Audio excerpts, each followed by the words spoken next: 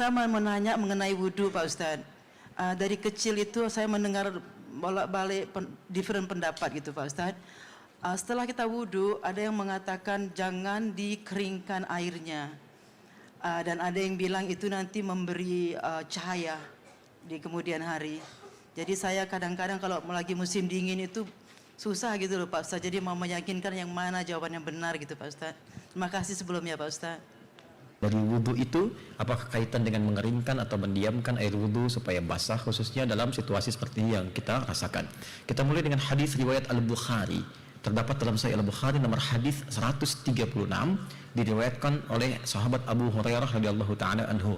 Haddatsana qala Rasulullah sallallahu alaihi wasallam, inna ummati yud'auna yaumal qiyamati ghurral muhajjalin min atharil wudhu. Sungguh, kata Nabi sallallahu alaihi wasallam, umatku itu akan dipanggil di hari kiamat dengan cahaya yang memancar dari bagian tubuhnya. Kelihatan. Ada yang mengibaratkan ghurral muhajjalin itu seperti kuda putih di tengah lautan kuda-kuda hitam, seperti bersinar. Dari apa? Min atharil wudu. Ya, min atharil wudu. Ada terusan hadisnya, atau kama qala Rasulullah sallallahu alaihi wasallam, faman yastati an yutila ghurratahu falyaf'al. Siapa yang mampu memanjangkan. Nah, ini yang mungkin di sini yang dimaksudkan. Cahayanya itu silahkan lakukan. Baik, yang dimaksud cahaya wudhu di sini ulama berbeda-beda pendapat. Ada yang memahami secara tekstual. Wah, kalau wudhu kan pakai air, maka biarkan airnya saja, nggak usah diusap, nggak usah dikeringkan. Ini adalah bagian dari memanjangkan cahaya. Ya, ada yang kedua memahami bahwa lebihkan sedikit supaya cahayanya makin memanjang. Jadi kalau basuh tangan sampai siku, lebihkan dikit. Gitu. Ada yang memahami sampai situ. Tapi dari pemahaman itu, kami cenderung pada yang ketiga, karena ini sesuai dengan makna dasarnya. Apa yang dimaksudkan? Cahaya yang dimaksudkan dari hasil wudhu itu bukan melekat kepada benda air dan semacamnya, bukan. Yang dimaksudkan dampak wudhunya.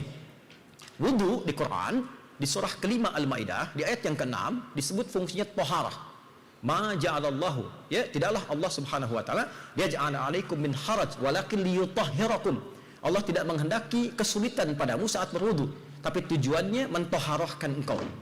Ada taharah, ada nadhafah, itu beda. Nadhafah membersihkan luar fisik, ya. Taharah membersihkan luar dan dalam. Nah, rumusnya kata Nabi di hadis Muslim, ketika seseorang berwudu, maka bersamaan dengan jatuhnya air wudu itu, jatuh dia, maka jatuh pula kotoran-kotoran dan dosanya. Di kotoran fisiknya jatuh, dosanya hilang. Seperti tadi saya terangkan waktu siang. Maksudnya apa? Dia membasuh tangannya, dia minta ampun pada Allah dari dosa tangan yang melekat pada tangan itu. Mungkin sebelumnya dia menulis sesuatu yang tidak pantas dan seterusnya, dia bertobat. Karena itu setelah wudhu dia baca doa tobat. Allahumma ja'alni minat tawwabina. Ya Allah, aku tobat. Karena itu saat tobat, dia mengakui ada yang salah di tangan, dia menyesali itu, dia berjanji tidak mengulangi. Nah, wudhu yang seperti itu bersih luarnya, jatuh airnya, jatuh kotorannya. Jadi tidak ada hubungan dengan dilap, dikeringkan atau tidak. Itu poinnya. Nah, bagaimana memanjangkannya? Maksudnya dampaknya. Setelah wudhu jadi baik dia. Ketika kebaikannya memanjang, lisannya jadi baik, pandangannya jadi baik, dipertahankan sampai wafat, panjangkan itu. Ada yang mengartikan, kalau batal, wudhu lagi, batal, wudhu lagi. Itu yang dimaksud dipanjangkan. Jadi ketika dia berlatih kurang bagus, dia wudhu lagi, batal, wudhu lagi, dengan tujuan menjaga kebaikan dalam dirinya. Itu yang dimaksud panjangkan cahayanya. Jadi asalnya tidak ada kaitan dengan kering atau basah. Jadi tidak usah dipaksakan, karena din itu yusrun, bukan usrun.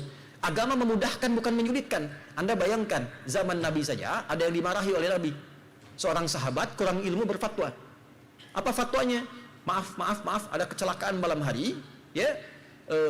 Normal sebetulnya bukan kecelakaan, dia berhubungan suami istri, musim dingin mau mandi susah, kedinginan. Kata sahabat, gak bisa junub mandi katanya. Ya gak bisa, dia mandi meninggal. Begitu meninggal, laporkan ke Nabi, Nabi marah. Kamu ini kalau kurang ilmu jangan berfatwa, kata Nabi. Tobatnya dan sebagainya, kan bisa tayamum. Akhirnya muncullah di situ kemudian ajaran tentang tayamum. Ya, diantaranya turun surah-surah Al-Quran seperti terusan tadi dari Quran surah kelima ayat yang ke-6. Jadi yang ingin saya maksudkan di sini, jangan sampai memaksakan sesuatu yang menjadikan mudarat dengan pemahaman yang mungkin baru sebagian didapatkan. Jadi kalau ibu sudah berwudu musim dingin dan kedinginan, lap aja sampai kering. Jelas ya? Panjangkan dengan aspek yang lain.